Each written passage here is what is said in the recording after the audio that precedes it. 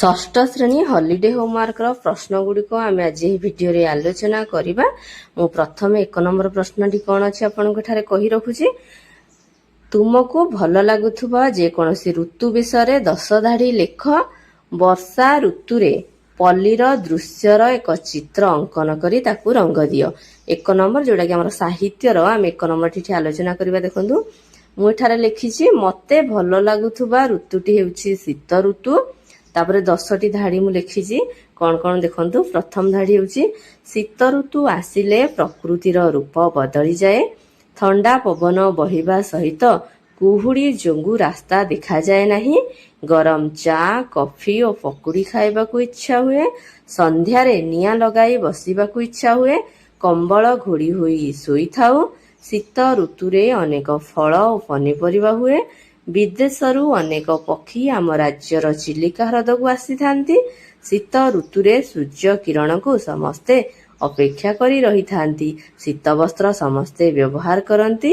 ଶୀତ ଋତୁ ଶରୀର ଓ ମନକୁ ନୂଆ ଉତ୍ସାହ ଦେଇଥାଏ। ତାପରେ ସେଇ 1 ନମ୍ବରରେ ଥିଲା ବର୍ଷା ଋତୁରେ ପଲ୍ଲୀର ଦୃଶ୍ୟର ଏକ ଚିତ୍ର କର। ମୁଁ ଦେଖନ୍ତୁ ଏହିପରି ଗୋଟିଏ ଚିତ୍ର କରିଛି। ଆପଣ ଏହିପରି କରିବାକୁ ଚେଷ୍ଟା କରନ୍ତୁ। ମାନେ ବାଦଲ ବି ଅଛି, ବର୍ଷା ବି ହେଉଛି, ଛତା ଧରିକି ଲୋକମାନେ ଯାଉଛନ୍ତି, କ୍ଷେତରେ ଦେଖନ୍ତୁ କାମ କରୁଛନ୍ତି, ଘର ସବୁ ପ୍ରକାର ଗାଈ ବଳଦ ସବୁ ପ୍ରକାର ଅଛନ୍ତି। 2 ନମ୍ବର ଦେଖିବା ଗୁରୁକୁଳ ଶିକ୍ଷା ବିଷୟରେ ମନରୁ ଏକ ଅନୁଚ୍ଛେଦ ଲେଖ। ଗୁରୁକୁଳ ଶିକ୍ଷା ପ୍ରାଚୀନ ଭାରତର ଏକ ଅନନ୍ୟ ଓ ପରିପୂର୍ଣ୍ଣ ଶିକ୍ଷା ପ୍ରଣାଳୀ ଥିଲା। ଏଥିରେ ଛାତ୍ରମାନେ ଗୁରୁଙ୍କ ଆଶ୍ରମରେ ରହି ନିଜର ସମଗ୍ର ଶିକ୍ଷା ଲାଭ କରୁଥିଲେ। ବିଦ୍ୟାର୍ଥୀମାନେ ଗୁରୁଙ୍କ ସେବା କରି ଯଜ୍ଞ ଧ୍ୟାନ ଓ ପ୍ରାକୃତିକ ଜୀବନଯାପନ ମାଧ୍ୟମରେ ଜ୍ଞାନ ନୈତିକତା ଅନୁଶାସନ ଓ ଚରିତ୍ର ଗଠନ କରୁଥିଲେ। ବେଦ ଉପନିଷଦ ଧନୁର୍ବିଦ୍ୟା ଜ୍ୟୋତିର୍ବିଜ୍ଞାନ ଆୟୁର୍ବେଦ ପରି ବିଭିନ୍ନ ବିଷୟରେ ପ୍ରାୟୋଗିକ ଓ ମୌଖିକ ଶିକ୍ଷା ପ୍ରଦାନ କରାଯାଉଥିଲା। ଗୁରୁ ଶିଷ୍ୟ ସମ୍ପର୍କ ଅତ୍ୟନ୍ତ ଗଭୀର ଓ ପାରିବାରିକ ଥିଲା। ଏହି ଶିକ୍ଷା ପ୍ରଣାଳୀ କେବଳ ଜ୍ଞାନ ଆହରଣ ନୁହେଁ ବରଂ ଜୀବନ ଗଠନ ଓ ଆଧ୍ୟାତ୍ମିକ ଉନ୍ନତି ଉପରେ ଅଧିକ ଗୁରୁତ୍ୱ ଦେଉଥିଲା। ଆଧୁନିକ ଶିକ୍ଷା ବ୍ୟବସ୍ଥାର ଅନେକ ସମସ୍ୟା ସମାଧାନ ପାଇଁ ଗୁରୁକୁଳ ଶିକ୍ଷାର ମୂଲ୍ୟବୋଧକୁ ପୁନର୍ଜୀବିତ କରିବାର ଆବଶ୍ୟକତା ଆଜି ଅଧିକ ଦେଖାଯାଏ। 3 ନମ୍ବରରେ ଲୋକଗୀତ ଦେଖନ୍ତୁ।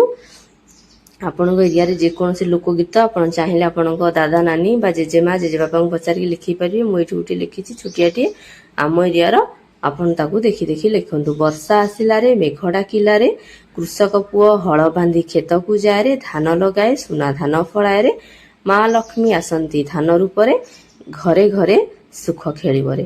4 ନମ୍ବର ଅଛି ଅକ୍ଷରକୁ ନେଇ ଶବ୍ଦ।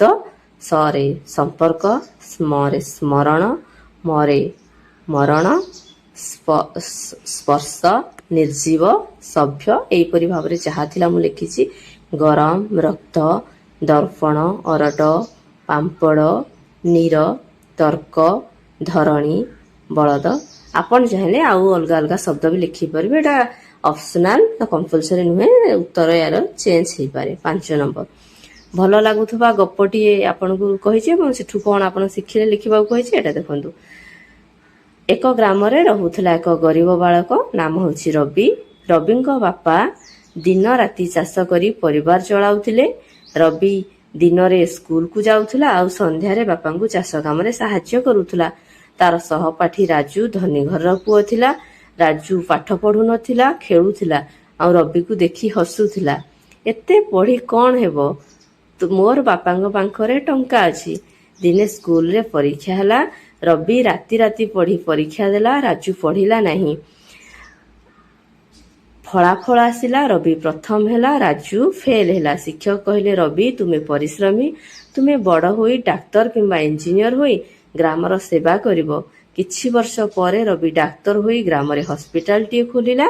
ରାଜୁ କାମ କରି କଷ୍ଟରେ ଦିନ କଟାଉଥିଲା। ଦିନେ ରାଜୁ ଅସୁସ୍ଥ ହୋଇ ରବିଙ୍କ ହସ୍ପିଟାଲକୁ ଆସିଲା। ରବି ତାକୁ ମାଗଣାରେ ଚିକିତ୍ସା କରିଲା।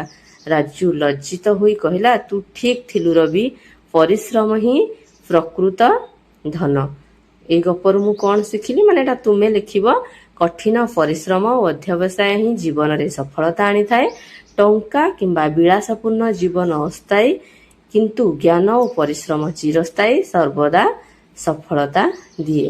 ଏଇଠି ଆମର ସାହିତ୍ୟ ପ୍ରଶ୍ନଟି ସରିଯାଇଛି। ଯଦି ଭିଡ଼ିଓଟି ତୁମମାନଙ୍କୁ ଭଲ ଲାଗିଥିବ ଭିଡ଼ିଓଟିକୁ ଲାଇକ୍ କର, ଚ୍ୟାନେଲକୁ ସବସ୍କ୍ରାଇବ୍ କରିବ ଏବଂ ଅଲଗା କେଉଁ ବିଷୟ ତୁମେ ଚାହୁଁଛ ଉତ୍ତର ମୁଁ ଅପଲୋଡ଼ କରେ ବୋଲି ସେଟାକୁ କମେଣ୍ଟରେ ଦିଅ। ନା ଇଂଲିଶ କର ଦିଦି କି ଗଣିତ କର କି ଯାହା ତୁମେ କହିବ ମୁଁ ସେଇଟାକୁ ୟା ନେକ୍ସଟ ଭିଡ଼ିଓରେ ଅପଲୋଡ଼ କରିବାକୁ ଚେଷ୍ଟା କରିବି। ବହୁତ ବହୁତ ଧନ୍ୟବାଦ ଶେଷ ପର୍ଯ୍ୟନ୍ତ ଦେଖିଥିବାରୁ।